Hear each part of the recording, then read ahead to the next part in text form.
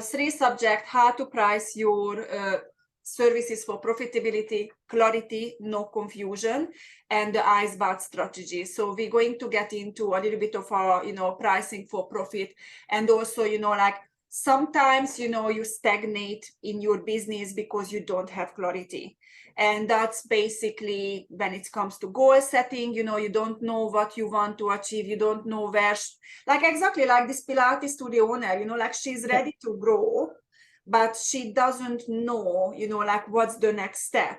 So in this class, or in this masterclass, we're going to address all these things, and we're going to give you ideas and hints, like how you can do that. And not just that, we're going to actually work together on a prosperity planner called prosperity planner, mm-hmm. which is going to help you to start with a big picture, like how much it would cost for you to be able to afford the lifestyle what you want to live.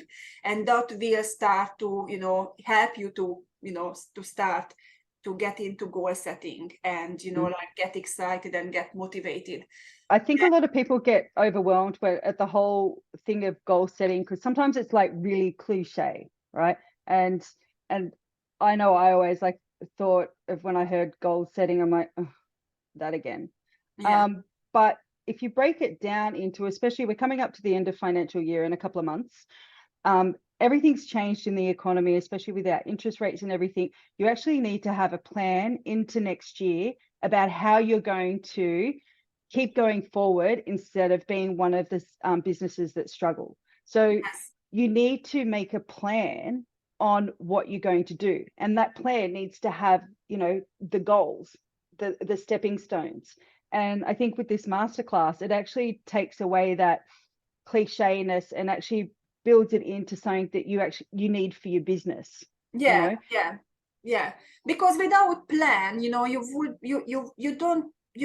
won't just be hoping able for the to achieve best, your right? goals. Yeah, exactly. Yeah, you are smoking opium basically without a proper plan, and that's not a good business practice. It's not a strategy. And at least once you have this plan mapped out, right? Okay, these are what all my new costs are. These are what my prices need to be to match those costs. These are how many clients I've got. Do I need more clients, or will my prices with just an adjustment keep me in the black instead of falling into the red and being stressed? Yeah. What training do I have to give my staff to introduce new services? There's all these different things that they're actually technically goals, but people don't, I guess people a lot of the time think of goals of, oh, one day I want to have a holiday house, or one day I want to go on a trip somewhere. It's not that. It is what you're going to do to keep your business profitable so that you're not stressing out with, the changing economy. And exactly, like the measuring part is so important, like when we start to work together with most of the business owners, they don't measure. Like when I meet with someone who does measure something, I'm just like, oh my God, hallelujah, I know, right? Yeah, I'm so surprised. And it's not like because we weren't like that, like I started like that, like I did not measure. What I did, I used to have this little, it looked like something. Where is it? I had this little calendar thing, and I did put down, like how much money we made each week, and that was what I was measuring, and nothing else. And nothing else. I mean, because everyone goes, oh yeah, I know how much I need for my business to run, but they actually don't know exactly what they need, and they're not taking into account all the little bits and pieces. They're not taking into account, because I know I used to do it with the salon, because I was too busy and I was just too overwhelmed, especially with two young kids, both of them, with disabilities. And then so I went from knowing exactly what my break even was and how much we needed to make and all the rest of it, to just having a ballpark figure in my mind that stayed the same ballpark figure for 3 years. When everything just started to get too much.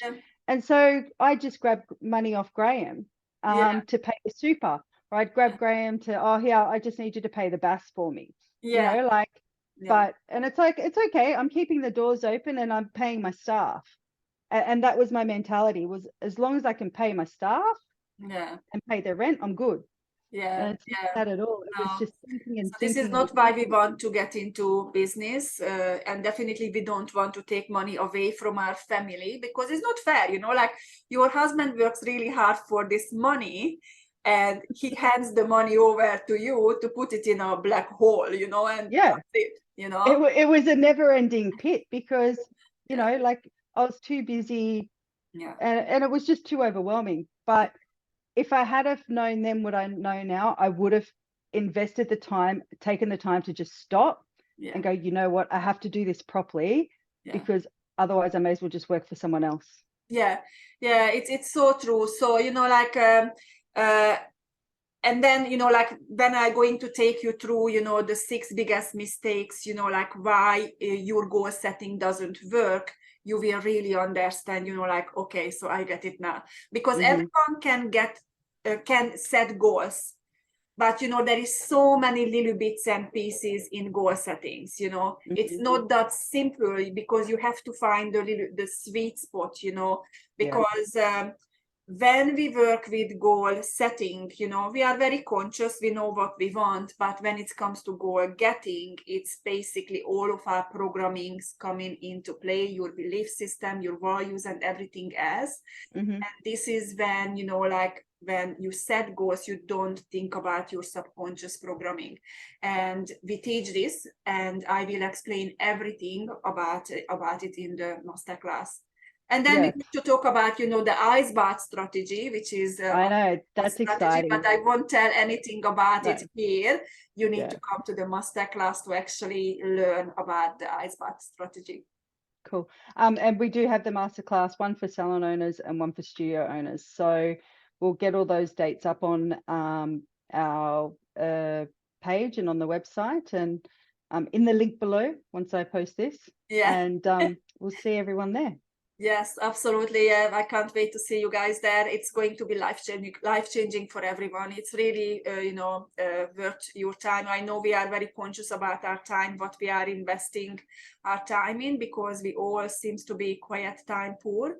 But if you invest your time towards finding solutions, and finding solution on time before anything happens, this is when you are already, you know, winning. If you can do it before you already hit the hot water, you're steps ahead. Unfortunately, most of us wait until our pants are already on fire, and then we, you know, run around panicking. What are we going to do? So I think it's really important, especially this time of year. Generally, we don't start thinking about our business here in Australia. Our end of financial year is June. End of June, yeah. So the beginning of June, all of a sudden we get a little note from the accountant saying, you know, where are we at? And you think, oh my God, I'm nowhere near ready. And how big a bill am I going to have? And all those things, all those practices, what, you know, like we, you know, no one teaches us, you know, like I like to be on top of everything. So, you know, like at the half-year mark, you know, in January, I always call the accountant and I say, all right, where are we right now? Do I need to spend money, or do I need to hold on to money?